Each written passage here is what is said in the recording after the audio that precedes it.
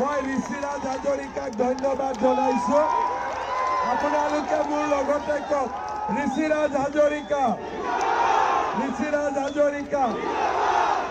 এবাৰ আমি ৰঙা নদী জিকিম নে নিজিকিম? বিজেপি জিকিব নে নিজিকে? ৰঙা নদীত বিজেপি জিকিব নে নিজিকে? আপোনালোকক মই এটাই অনুৰোধ কৰিম, ইলেকশ্যন নোহোৱা পৰ্যন্ত আমি 24 ঘণ্টাই কাম কৰিম আৰু ৰঙা নদীক আমি জিকামেই।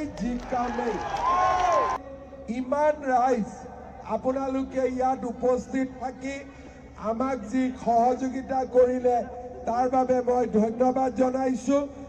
আৰু মই নিশ্চিত যে আমি ৰঙা নদী নিৰ্বাচনত জিকিব পাৰিম।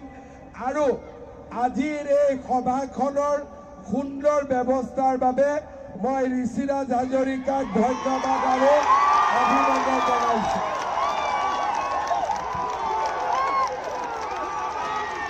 ইমান ধুনীয়া ব্যৱস্থা কৰাৰ কাৰণে মই ঋষিৰাজ হাজৰিকাক ধন্যবাদ জনাইছো।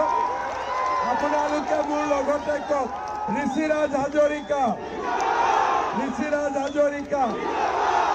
আৰু লগতে কওক, ভাৰত মাতা কি, ভাৰত মাতা কি, নৰেন্দ্ৰ মোদী, নৰেন্দ্ৰ মোদী, দিলীপ শইকীয়া, দিলীপ শইকীয়া। বহুত বহুত ধন্যবাদ। আজি ৰাতিপুৱাৰ পৰা ইমান ৰাইজে আমাক আশীৰ্বাদ দিলে, মই সকলোকে ধন্যবাদ দিছো।